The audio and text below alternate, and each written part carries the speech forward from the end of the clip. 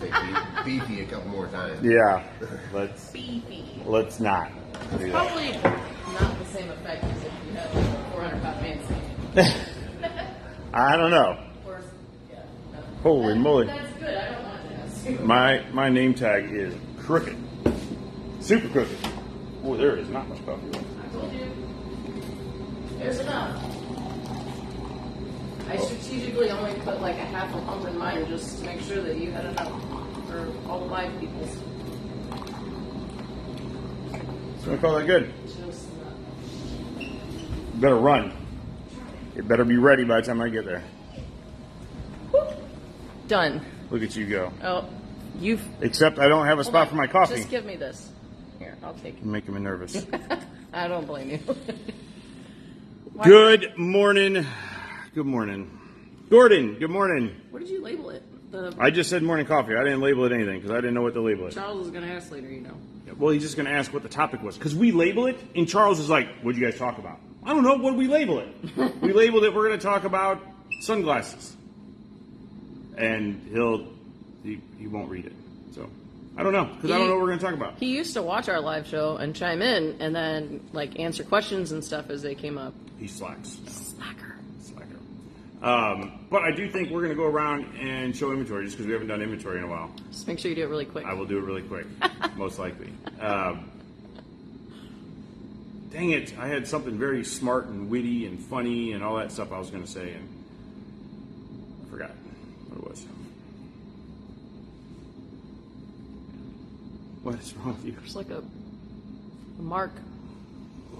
Every time I like quickly glance at my face, it looks like I got something smeared on my face. So I want to wipe it off. All right, give me this thing. Let's go around and see what we've got in here for inventory. We have not done that in quite a while. We got some cool stuff in here, so we might as well show it off. Maybe. I'll tell you what.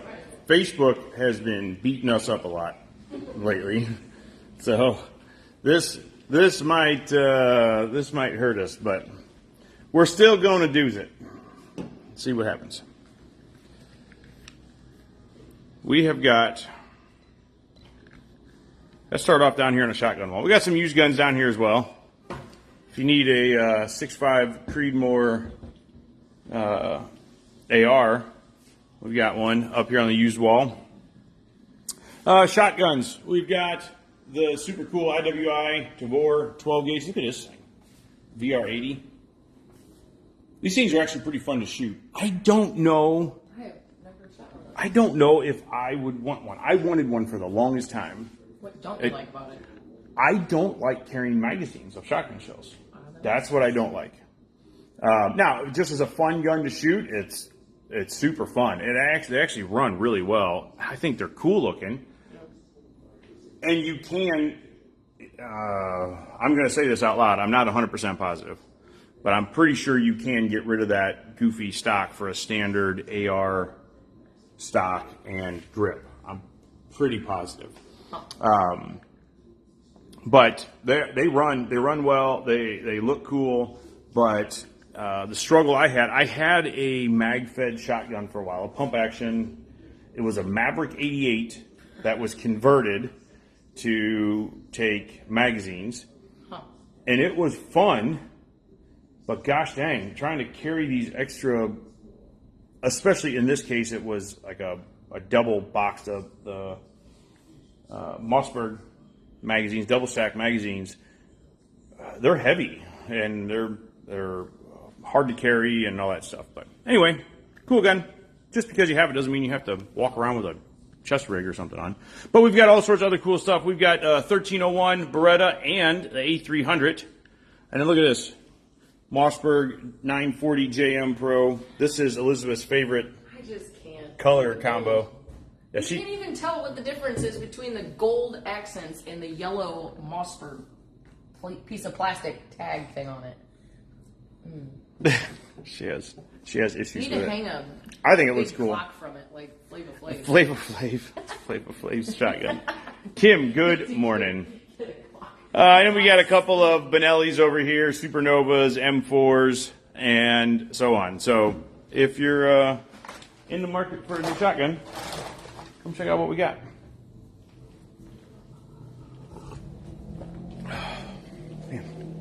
tastes good this morning. It does. I was saying the same thing. All right. Long gun wall. We have all of them.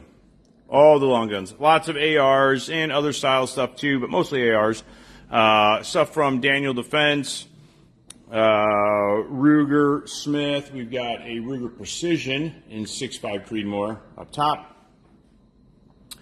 Smith & Wesson, Christensen Arms with all that carbon fiber goodness on it. Carbon fiber wrap barrel and fore-end. CMMG, Radical. This makes me... This is very reminiscent of what I carried when I was in the Marine Corps, which is aging myself a little bit, but I shouldn't say carried, just shot, really. Q, Sugar Weasel. I can't believe we have. I don't know how long we've had it, but anytime we've gotten one of these, they last like 14 minutes, and they're gone. We do still have the Fix here, which is a bolt action 8.6 blackout, odd caliber, but pretty cool. Desert Tech, Ruger SFAR in 308, Sig Spear in 308 and 5.56. I wonder how that cross shoots. Lowest one there. What's that? That cross light Yeah. in 308. Holy moly. Good gracious. This has got to be a Ability thing, putting this big old optic on this. That's going to shoot some fireballs. Yeah. Dang, I am curious. That's kind of cool. Yeah, I like the way I like the platform. I'm curious what the recoil feels like. It's an awful light gun. Yeah, that's true. And it's a bolt. We've got a Scar up here in 5.56, so a baby Scar. And then a couple of FN rifles, Springfield Saints, and then we've got some lever guns, and some Henry not lever guns in 9mm. But we've got Henry in 410, 44, 357, Smith in 44 mag, Marlin in 357, and a Chiappa in 357. Shit, that Chiappa, oh my gosh. What? I shot one of those the first Oh, time. yeah, we should talk about that. We should talk about that. SIG, MCXs and MPXs, Ruger 1022 Charger, a couple more Descents in 7.62 by 39, Banshee in 9mm, 5.7, and a SP5 from HK. Like, I didn't even notice until afterwards. And I was like, your thumb's black. And I'm like, oh, shit. And I'm like, All right, getting into the pistol case. Well, you got to wait a minute now because Facebook is fighting with me. There we go. yeah. All right.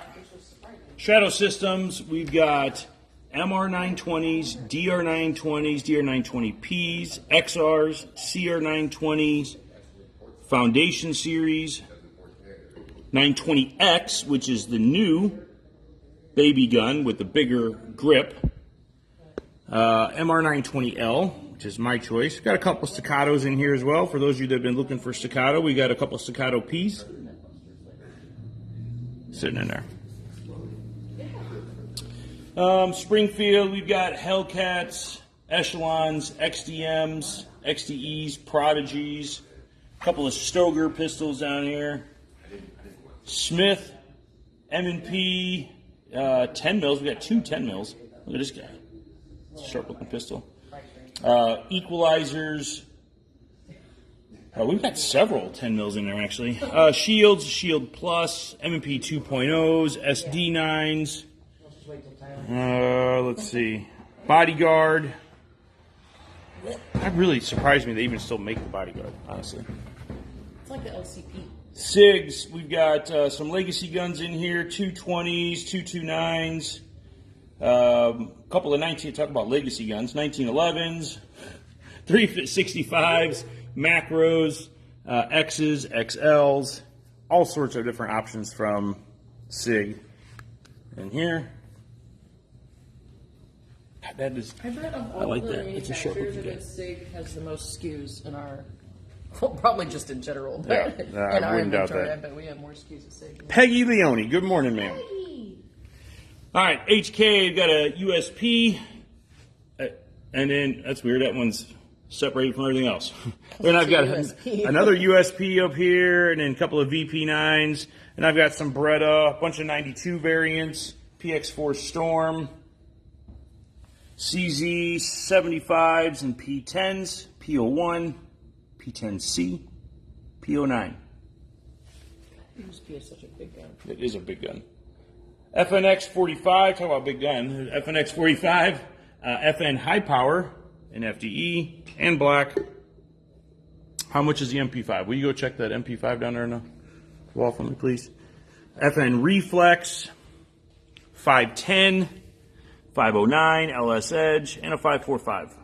3349. 3349, David. Glock, we've got a G17L. We don't see those too often. 45s, 49s, 48, 43X. So they make the 17 long, but they don't make the 17. They make the 47 now. But Well, hold on. I was looking down and picked this up. I think I had this pointed right at your chest, I think. That's okay. Um, So the 17 long still exists, but or maybe is that it's a Gen 3. Oh, 3. It's a Gen 3 gun. I don't know that they... Still make them. Yeah, I don't know if they still make them. Outside of maybe Gen 3s. I don't know. That's a chunky gun. That is. God, I'm a stupid G25. I think actually the 380. Yes, this, I don't understand this. But for whatever reason, some people like it. Yep.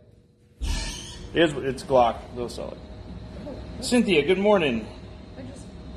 Sorry, Chelsea. I just hunt out Chelsea for sure. Walther, PDP, PDPFs, PPK, got lots of PDPs, PPQs, PD380s, Ruger, Max 9s, 5.7s, Ross Martins, got all sorts of cool stuff in here. Taurus TX22. Oh, very confused. These are all the 22s. 22s got moved over here. It's been a while, I guess, since we've done inventory. So we got a bunch of 22s in here. Taurus TX22, SIG, M&Ps, P22s, Walther WMP, so it's a 22 WMR, FN 502. No Glocks though. You got to do Glock, in my opinion. Got a couple of Masadas down there. I really think the Glock is the best 22 pistol, except that they don't have optics cuts, which just annoys me. Probably goes to their reliability. But Yeah. Glock, you can do better, I think. I agree. I think they have proven themselves a gajillion times, especially for us in the training department, because we use them so much. And the only thing that has given us issues is when they're brand spanking new, just breaking them in a little bit, and then their magazines, but it takes a lot. Yeah, I doubt the magazines start to have issues. Yeah, the feed lips on the magazines are plastic. Yeah. And our training 22s get used and abused a ton, and we wear the feed lips out on them, and they start feeding funny. And They get loaded backwards and all kinds of stuff. Oh yeah, people are stuffing. Yeah. They get abused for sure. But the lack of optics kind of sucks. Yep. Hopefully they'll fix that. So look at all the wheel guns. Why do we have so many wheel guns? We do have some wheel guns. I bet it's because of Wheel Gun Wednesday that Dan's been trying to facilitate for a while. We should start carrying revolvers on Wednesdays. Let's do it. Okay. What do we gotta find? You got to get this thing though. Oh boy. Nope. Taurus Raging something. Raging Bull, I think. No, that's Raging Hunter. Hunter, yeah, Raging Hunter in 357. If I'm gonna have a gun that big, I think I need a bigger caliber. I don't know that, especially after shooting at damn Chiappa. I know there's some pros and cons of the new Colt stuff. Some people love them, some people hate them. I really like the look of this blued Python. I don't know why, but I just do. I think it looks cool. Yeah. All right, let's take a look at used guns, and then we'll go talk about whatever it is Liz says we have to talk about. Oh, here's a Glock 44. Speak of the devil. Used one. So we've got Glock, RX, Smith, Ruger Wrangler in 22, Ruger American, Hellcat, Walther, SIG 320X10, 229, DR920, Taurus GX4, Ruger S. We got a couple of 22s in there. 40. And a New Frontier lower receiver. So that's what it is. Any questions on it, any of the inventory stuff, please don't hesitate to ask. I'm happy to avoid the questions as much as I can. Come on, Liz, let's go. Okay. I feel like I need to come out here with the guns more. Like the gun room leaving me behind. Yeah, well, that happens. I don't care what gun you bring, just shoot it, train with it. I care sometimes. Yes. So what gun do you see? Or maybe there's a couple. When somebody comes in, you've never met the person before, and they come in and say, I want to learn how to use my gun. What makes you go, ooh, when they open the case? The ease. I mean, obviously outside of something like crazy, like a Taurus Raging Hunter or something. And I've never shot a gun before, and I've got this gigantic handgun that I need to learn how to use. Well, revolvers. Mostly because of the misconception of their applicability. So a revolver in general, or is it the stereotypical, like, little, hammerless, 5-shot?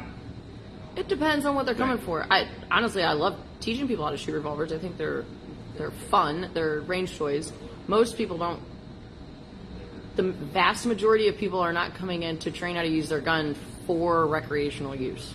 They're usually coming in to learn for defensive use. So while everybody has their personal preferences and life stories and life requirements and all that, I think you do make it's quite a sacrifice to carry a revolver defensively.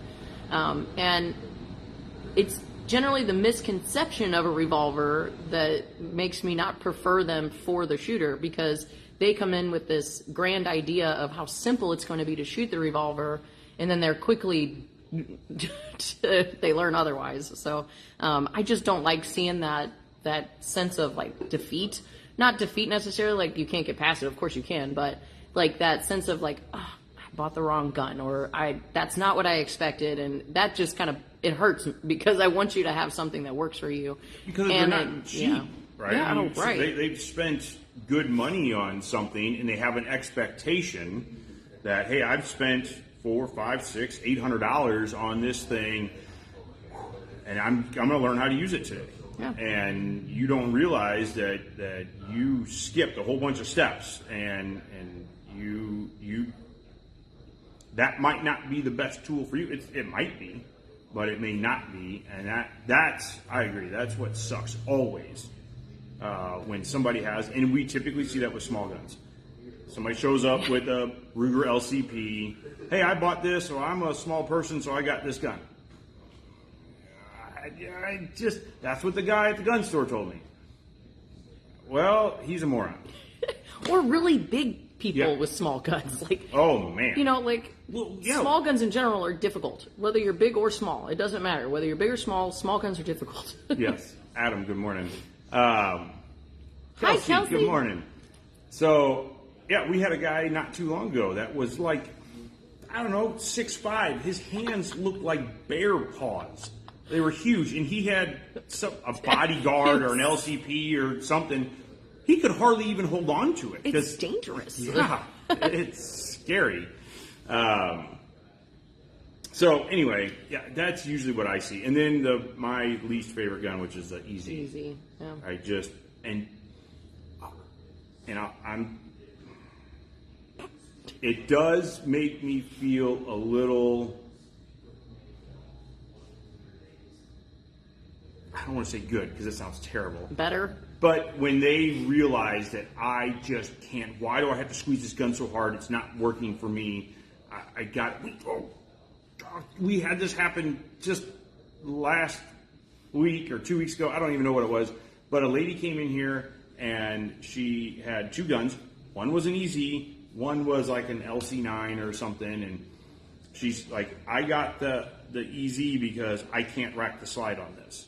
And I happened to be the one checking her in, and it was for your class. And I said, well, we'll teach you how to do it later. She goes, Oh, well, yeah, I remember. I can't do that. That gun's way too hard to rack or slide on. And my husband tried to show me. And I'm like, well, just hold on. When you go through class, we'll teach you a way to do it. When we got downstairs, I happened to go up to work with her. And she picked up the gun, and she was like, boop. And I was just like, that's it. I don't care about anything else you just did. You nailed it. You did it. And she was like, well, it was super easy. Liz showed us how to do it in the classroom. Now I know how to do it. It's easy. And now the door opens to so many other options. So many options. And that's just the struggle, is like when you see someone make a sacrifice for something that wasn't worthy of making a sacrifice for, because you wouldn't know any better. So prime example has happened literally this morning while we were just looking at that shotgun over there, is that I didn't conceptualize the fact that carrying around magazines full of shotgun shells would be more difficult, because I didn't really think about it. I don't run a shotgun like a lot in a lot of classes and carrying a lot of ammo on me, so I had not carried shotgun ammo in a magazine before. So I hadn't even thought about it. So when he said that, if I had already bought that gun, I'm like, man, now I have to go find a mag pouch that fits shotgun magazines, which are not as common. I've never been looking for them before, but it makes things more difficult. And if you don't realize what sacrifice you're making, then the sacrifice might not be worthwhile. If you think you need to buy a small gun to accommodate your small hands, you are very likely wrong, because the small gun, you're not measuring the right distance on the gun in most cases. So, Kelsey, you're a prime example of this. You have a LCP, super tiny gun, and Kelsey has small hands, very small hands, and she can shoot the LCP, but her left hand kind of falls off the gun, just like it does with most people on small guns. Yeah, itty bitty gun. Yeah, itty bitty gun. And she also shoots a Glock 45, which is not a small gun, and she shoots that one way better than she shoots the LCP. So when I grip this right, I know it's a little. It's so first off, this pinky don't do nothing but annoy me. Then this one doesn't grab much, because this one's not where it's supposed to be. And when I really want to grip the gun, I want my thumb here. That's bad. My hands aren't that big, right? So then you have to sacrifice in how you grip the gun, and it's already hard because it's so small, so your fingers wrap all the way around it. This hand sits on top of it. It just is constantly jumping out. Rack the slide on that Yeah, thing. It's super difficult to rack the slide sucks. because it's so small, and Well, now you can't really get purchase on it. The slide doesn't say lock back. You make a lot of sacrifices for a little gun like that. Yeah. And people think that little things are easier to use and so on and so forth, and it's just, can you check on the price on an M&P 45 compact, please? but it can go in my pocket. That's what everybody says. But it fits in my pocket. Bad. Oh, I know. Check on what? M&P 45 compact. Whoa. How much are your guys' M&P 45 compact? I don't know if we have one, but if we have one, I'll check. He's gonna look. So careful when you make sacrifices like that. Train first. Come in, take a class, and of course we're gonna talk about training here, but to see people light up whenever they realize that just a little education on how to use the tool the right way changes your perception of it completely. Like, this happens a lot in Girls Just Want to Have Guns, when they shoot the different guns that are downstairs, and like, oh, I've shot this before, I didn't like it the last time I shot it, and I really prefer SIGs, or I really prefer this, or I really prefer this because this one just has too much recoil. And I'm like, well, let's go shoot it again. So we'll shoot it again, and we'll adjust grips and things like that and apply the grip in the right way, and then they'll see, they're like, oh, this doesn't have near as much the kick as what I thought it did, so on and so forth. So when you can apply the technique correctly, your perception of recoil and your ability to shoot it well and your accuracy, all that stuff changes. It's tough when someone picks up a gun, or they talk about a gun and they say that's not an accurate gun. All guns are accurate. Like, they are more accurate than you as a human are capable of being with them. Like, if you were to put it in a vise and then pull the trigger with a mechanical device that does not interact with the tool whatsoever, other than to move it rearward, that's one way to judge a gun's accuracy. But in most cases, especially with handguns, a shooter cannot shoot to the full ability of a gun's accuracy. So your ability to be accurate with it is something to consider, but that comes from your grip and your trigger control and your ability to use it correctly. So it's not the gun being accurate, it's you with the gun being accurate. You should be able to pick up pretty much any gun, and when your training is there, you get the ability to pick up pretty much any gun and put the hole where you wanted it to go, for the most part, with small deviations there. But some guns you're going to shoot better than others, and that's because you've trained with it more, you've got the confidence behind it, or whatever the case is. So we've talked about, so real quick, Adam, the 45 we don't have. Best advice I would give is go to our website, click on the shop online, look at our pro shop, find one there, and you can use, I think, the code 2A every day. 2A every day. Save 5% as well. 300 blackout pistol. I need to know what's the best stock to go on it, so I won't go to jail. Okay, so well.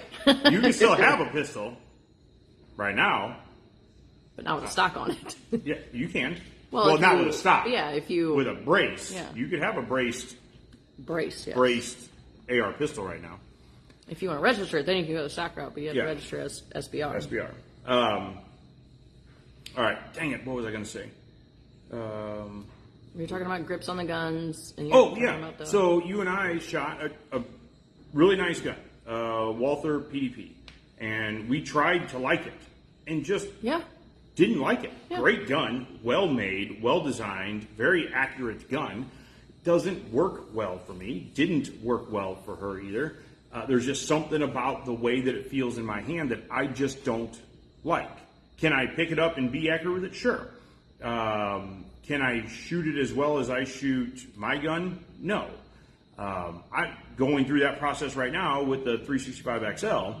Right. I just yesterday was doing some dry draws at home, and it still feels foreign to me. I've been carrying this not exclusively, but more than my shadow systems lately. And then Saturday I was carrying my shadow systems, and my draw was garbage because the grip is different. Yeah. Right. So when I was presenting, my dot wasn't in front of my face. Not where it was supposed to be. So that gives me a little bit of. Yeah. I don't love it because I don't want to have to think about the draw. Yeah. And I feel pretty good about my draw for the most part, but because of just a change of a gun, the whole thing changes. And so when people go back and forth and move all around and try all this different stuff out, you can have gun A that may not work as well for you as gun B. Yeah. Still be good guns, all of them. I hear a lot of people changing their holster, their gun, based off of what they wear, the day, the season, and all that stuff. And I can appreciate that. Like I said, everybody's lifestyle is different, but if at all possible, I try to carry in the exact same position, in the exact same way, the exact same gun. Just the other day I was practicing with my macro, and same thing with you. Like, I'd present and I wouldn't see the dot. I'd present, I wouldn't see the dot. And it's just different enough from the shadow that I don't have the confidence with my presentation. So I'm carrying my shadow right now, so I'm going to keep working on it and just keep practicing. Is that the SBA 5? That's what I was going to suggest to you. So just keep working on it, but be confident in your draw and your grip and everything like that. But. So, Adam, this is what you need. I think it's nice. SB5. Mm-hmm. It's brand new. Vinny, who is a snob when it comes to this stuff, bought one. So much he was using my rifle in a recent class, my SBR, and he didn't like my stock. He actually took my stock off and put a pistol brace on it. And he liked it better. So this is pretty cool. It's pretty cool. So we got them here. They're $110 for the thing. Hey, way worth it. Good price too. Yeah. The braces haven't been that low price in the past. Good deal, good product. Jackpot. Hey, so speaking of borrowing guns and borrowing friends' guns, now aside from the fact that it is an SBR, because that was a whole nother process which isn't what we need to get into, but sure. A question has come up. Like, how about, can I bring my husband's gun to class? Could I borrow a friend's gun to defend my house? Can I leave my gun with a friend while I go on vacation? What's the specifics on letting someone borrow guns or so on and so forth? You can do whatever you want, as long as the person let's just say that I'm your friend. She don't like me. Let's just say you were. I'm her friend, and I've been talking about this MR920 thing, and I'm really thinking about it, and she says, well, I've got one. You can go use it. She can just give it to me to go use, and I can bring it here. She doesn't have to be with me, and I can just use it and then give it back. Obviously, make sure it's somebody you trust that's actually going to give you some stuff and all that sort of thing. But there's no issues with that, right? And you know, you're right. You have people coming all the time like, this is my husband's gun. Is that okay for me to have it? Yeah, absolutely. I had a guy this weekend in class say something to me about, hey, I bought this gun back in the 80s, and I've moved houses since then. Do I need to change my registration for the gun? I was like, we don't have that. We do. You just don't have to do it. Yeah. I saw an old registration card from my dad that moved into this house, and I saw it. I don't remember what it looks like now, but it was just like this. I think it was like orange or something. But it looked like a little index card. Yep. And I was like, we used to have it. There's probably guns hiding around this house somewhere. It had been not lived in for like 20 years. And that's when he bought it, you had to go ask permission from the county PD first to be able to buy a gun, and they gave you permission, and it was essentially a registration. Ooh, what if we would have? It's a good question. What if we would have encountered a gun? Because the registration said it had an AK-47 on it. So I was looking for it because I don't have an AK-47 yet.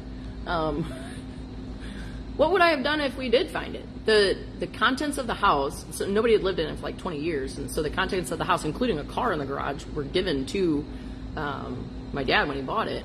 So that would be interesting if we came across a firearm and its registration. Even what would that? Yeah, what would that look my like? advice to anybody who does any sort of if they get in a state that has guns, if it's from somebody you don't know, is I would do a transfer somehow. Well, I would not necessarily transfer, but I would just talk to law enforcement and make sure that the gun's hasn't been stolen or something crazy. Because you don't want to be in possession of that 3 years from now, and just at a random traffic stop or something else goes on, and you're in possession of a stolen firearm. So yeah, or if it was an NFA item and you didn't quite know it was. So people from like way back in the day would hold on to stuff, and if you get in a state and you come across something that could be an NFA item, if you don't know, what it is, that's a good point. You should reach out to law enforcement.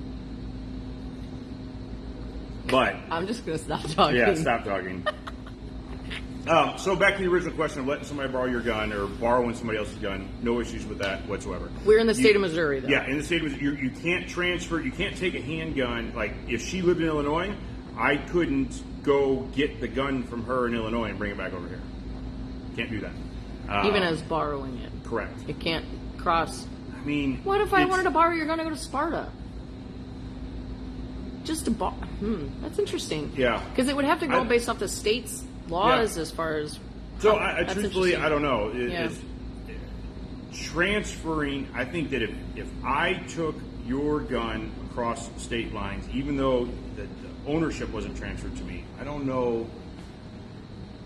That's an odd one because there's no registration and so forth. But I don't want to give a definitive answer on that. Yeah. So on that note, so if you're borrowing a gun and you are traveling to another state, you need to check with that state or any state you're traveling through. I would double check that one before you make any decisions that way. Yeah. I mean, you got to worry about magazine capacities and that sort of thing as well. Depending on where you're going. What about selling your gun? Can't sell your handgun across state lines without transferring. No. But if I wanted to buy a gun from you, can I do that? Sure. Well, so there was some stuff going through.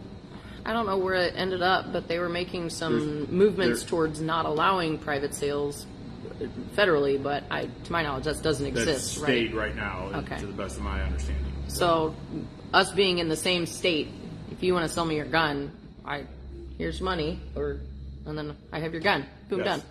Yeah. You could do it that way. If it's a family member or something, that makes good sense. If it's your child or something like that makes good sense. I would be one extra layer of protection. You know, you have to make your best judgment because, for one, don't ever buy a gun for another person that is incapable. If someone asks you to buy a gun for them, don't do it. Ever. Like, ever. Like, not even close.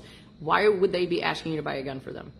Okay, so here's the gun that I need is $500. Here's $800, and just keep the change. I'm just being a nice guy. No. That's called a straw purchase, and that's bad. And you will never buy another gun again. Yes, you are going to go to prison. Yes. Don't do that. But if you wanted to do a private sale, you can. A couple things that you could do to cover your butt is come up to a federal firearms license dealer like us, an FFL, and essentially we'll buy it and then we'll sell it to the other person in a matter of speaking. Well, it'll go to process. our books, and it'll come off our books and go to the other person. So it gets there's a background check that has to take place at that point, and your responsibility is removed to as far as selling a gun to somebody who should not have one. Right, and that's what you got to be careful of. A private sale with somebody that you don't know. Yeah. Or if you know them and you know that they can't just go buy a gun on their own, that's a big no. Yeah, absolutely. Right? Well, the gun store kept turning you down, so here, I'll sell you mine. Yeah, don't do that. That's, again, you're going to jail. Yeah. And then another thing that I've seen people do, and you know, it's an okay of an option, is to verify if they have a CCW permit, because that shows that they've done a background check. Some states even allow you to buy a gun as long as you have a permit. One thing that I would be cautious about that, again, it depends on the person and everything. It's just one thing that could hem you up is that they could have a revoked CCW and you would never know that. Yeah. The state can revoke it and they will not actually physically pull the card. So there's that. You could also get a bill of sale done and have it notarized as well. So, you know, you got some options there just to cover your butt. But all things considered, just be careful. You're not selling to an unlawful possessor. You have to be within the state if it's a handgun. Long guns, can you? Yep. You can. Okay, so long guns you can cross state lines.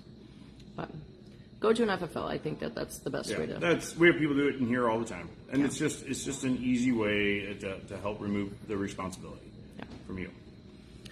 Yep. What about traveling, like going on vacation? So that can be a little tricky, depending on where you're going, what state you're going through, and all things considered. You know, defensively speaking, if you want to carry your gun in the state that you're going, let's say I wanted to go to Arkansas.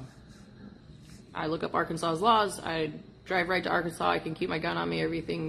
They have reciprocity with Missouri's permit. So all I would need to do is research Arkansas to determine if there's any differences between Missouri's use of force laws and Arkansas's laws, to make sure that I know the law as it pertains to use of force and weapons violations. Like in Missouri, I might be able to walk past that sign that says no guns allowed, but if I go to Texas and do that, I'd be committing a criminal violation. So you have to know those differences there. The states that you're traveling through, if you have to go through a restrictive state to get to the state that you're going through,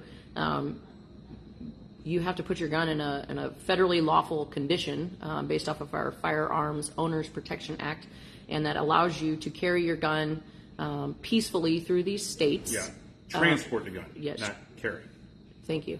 Not carry on your person, but transport the gun safely in an approved condition, so unloaded in a separate compartment of your vehicle with the ammunition stored separately. If you don't have a separate compartment, if you have an SUV or something, then the gun needs to be in a locked container with the ammunition, again, separate. So you're trying to do everything you can to show that you don't have access to the gun and the ammunition isn't nearby. So then you can travel through those states, transporting your gun in that condition. And then that would be true of Indian reservations and things like that, like any of those other federally off-limits places, you can put your gun in that condition.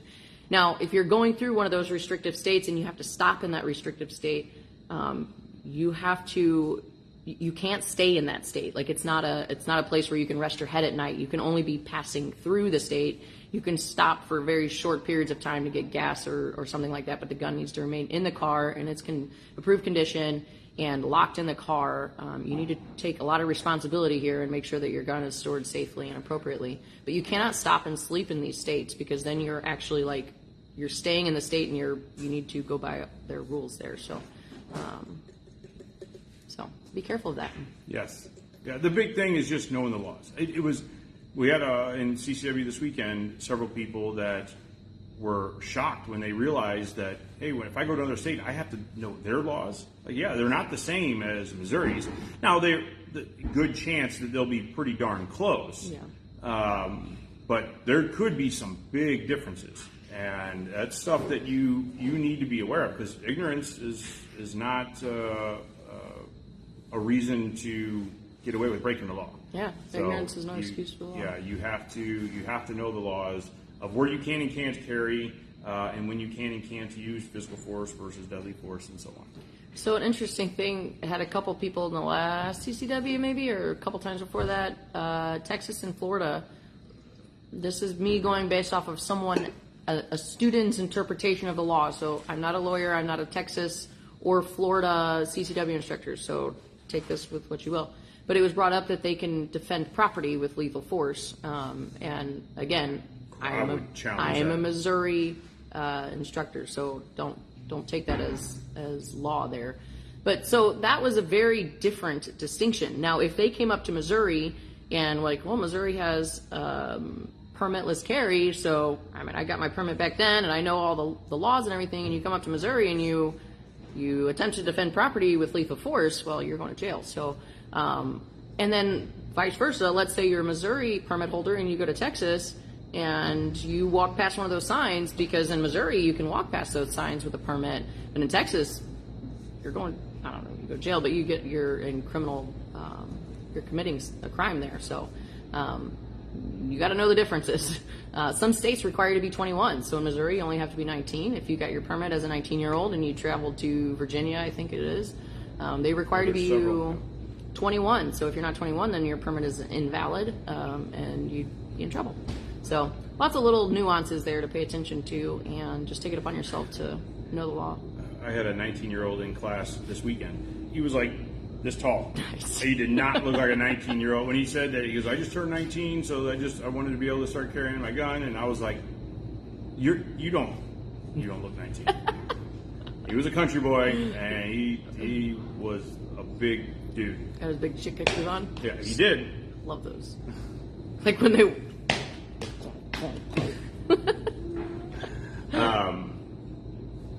What else you got? Are you going anywhere this summer? The lake. So I heard one of the ladies that I watch, she's a Philster lady, but she's armed and styled, Tessa. She was talking about carrying when on the water and what to do when you're at the swimming pool and you want to carry your gun. And yeah, right? Like, so she, I mean, God love her. She went through all kinds of options, because it's easy to just say, like, well, I'm going swimming, I'm just not going to take my gun with me. But, so there was actually an issue. There was a shooting not too long ago, but it brought this to my attention. Is like people on like float trips, especially here in Missouri, like you go camping, you're out on the water, you go on float trips, people get all kinds of drunk, and I've seen violence on the water quite a bit. So, like, I want to be able to defend myself, but I also want to be able to go swimming. And what if we got bears now too? So what if a bear comes charging at me through the woods? And how do I protect myself while I'm on the water? So she ended up finding this. It was a fanny pack, actually. It was a waterproof fanny pack, and she was able to. And it was, I don't know, it was a fairly gender-neutral fanny pack, but it was something that she sacrificed her draw times and everything because of the zipper having to have like waterproof. Those zippers don't just zip real easy. They take a little bit more effort, but that was something she could keep on her in the water while she was swimming, and it kept her gun. And let's say worst case, your gun gets in the water and gets wet, like just go clean your gun. It's not going to hurt it, but unless you leave it in there for a long time. But and then I would swap out your ammo and all that stuff. But just something to consider. But at the very least, you can't just set your gun down in the back of the boat. Like, yeah, you can't just take that bag and toss it up here. And that was a big point. Throw it on point, the shore yeah. and go take off for 40 minutes. And and that's true of off-body carry in general. Like, or just anytime you have if if it's not on you to the point where you can't take it off easily, you have to be in control of your gun all the time. So if you jump in the water, and especially if there's drunk people around or children around or whatever, you really have to take that into consideration and make sure that you're protecting your gun. I've actually seen somebody, this is one of the things that turned me on to the Filster Enigma, is I saw a lady conceal a gun in a bikini with the Enigma on.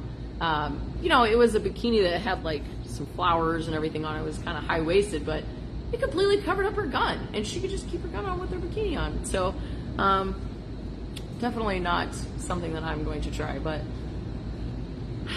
I've been thinking this year of going camping or going floating or going in the caves or something, and I'll probably end up carrying pepper spray with me. I don't know. I was actually going to talk to you about. Feel like going down the path of. We talked last year. I think it was last year. Maybe it was 2 years ago. I don't know. About our families going camping together. Oh yeah, yeah. I was going to talk to you about that actually. Sydney and I were should. talking about yesterday. Let's do it. Adam, I just went and looked. I don't see any barrels at all over there. I very well could be missing them, but best bet would be either stop in or just call up here, and somebody that works on the floor would have a better idea of where to find those things more readily. But I didn't see any barrels up there at all. So, all right, we gotta go. We gotta get stuff set up and get ready to open and all that jazz. So you guys have a super awesome day. It's gonna be freaking nice outside today. It was super nice out yesterday. I think I might be getting sick and have to go home with it. So free gun clean for members. Yes. So Thanks, Gordon. Yes. Members this month get 2, not 3, not 23. Get 2 free gun cleanings this month. So bring them in, and and this is also modern guns that weren't submerged in a lake and then left in a box for 8 months. This is general cleanings, right? Like, hey, you shot a couple thousand rounds out of your gun, sure, no problem. But you stomped it into a mud puddle and then forgot to rinse it off. No, not that. Modern guns in working condition, 2 free gun cleans. So the other place I used to work at, this guy came in and he was so shameful, and he walked up and he had these guns in a case and he put them across the counter and he's like, "They're my dad's." And I'm like, okay. Just opened it up, got the gun out, attempted to pull the slide back to look inside the chamber, and it would not move. It was seized, completely closed. His dad had used vegetable oil on it to lubricate it before he put it away, and it was stuck closed. So that sucked. That worked a good. Don't bring that in. That's awful. That was a lot of work. A lot of work. You're not getting that for free. Sorry. But yeah, all month, 2 free gun cleans for members, and if you're not a member, it's a great month to do it because you get 2 guns cleaned for free. Yeah, it's always a good deal. We got all sorts of cool stuff. We got all sorts of cool classes. Come hang out with us. Shoot your guns, have some fun, learn how to shoot your guns better. Are you gonna shoot the Chiappa? I don't know. Why not? I don't know. I should, only because I never have. It just does not interest me at all. It doesn't have. I'm sure that after I shot it, like, that's pretty cool. But for whatever reason, just looking at it, it's just like. It's not a practical gun by any means. I know. It's But for just whatever surprising. reason, it's just like you go to SHOT Show and you see all these cool things. It's like, let's go shoot that. I don't know. Yeah. I don't. You're purposeful with your desire to shoot a gun. You're like, okay, I'm going to shoot this because what is this going to serve me? Which I get it. And to be truthful, I would never buy a Chiappa because it doesn't serve me a purpose. But as an enthusiast, it was very impressive. Yeah. The amount of mechanical advantage that came from the way that they designed that gun. And that's my appreciation for it. It's just so when I shot it, I don't know if you guys know anything about the Chiappa, but on a typical revolver, you have the barrel and then you have like your little rod underneath. But on the Chiappa, the barrel is lower and then you have more material up top. That's funny. I didn't pay attention to the rod. I'll have to pay attention to that next time. But ejection rod? Yeah. But the barrel is lower, and it's at the bottom part of the cylinder. I know this is kind of hard for you to Yeah, visualize. so on a typical cylinder, right, it's the top round that fires. On the Chiappa, it's the bottom round. So that changes the way that it recoils. So It just comes put back. your hand, you build your gun. So instead of recoil happening up here, the recoil really happens here. So Yeah, and it can't. It barely moved. It felt like a 22 when I was shooting it. And when I finished shooting it, I came back out and I gave it to Tyler, and he noticed the little black spot on my thumb. And with revolvers, the chamber is kind of open between the front of the cylinder and the forcing cone of the barrel. There's like a little gap that the bullet has to jump. Well, on a typical revolver, that's up high and it stays away from your thumb. On the Chiappa, it's low. So because I shoot a revolver with thumbs forward like I shoot a semi-automatic, my thumb was right there in front of where the explosion was happening. I didn't notice it. It didn't hurt me, which was really surprising because I've seen videos of people shooting 357, and like Mythbusters, I think, did a video on it, and they burnt their thumb pretty good. But it didn't bother me at all, and I didn't even notice it until Tyler showed me. But if you ever shoot a Chiappa, just watch your thumbs. Just keep your thumbs low or out of the way so you don't burn your thumb. So learn from my mistake. all right, now we're leaving. Are you sure? Go away. Yes. Okay. 10 to 8 Monday through Friday, Saturday 9 to 6, Sunday 10 to 6, 14803 Manchester Road. Come hang out with us. We're kind of awesome, especially me. Not so much her, but definitely me. Just this one. Just this one. You guys have a super awesome day. Stay safe. Be nice to one another, and we'll talk to you soon. Later. Awkward Push the pod. button.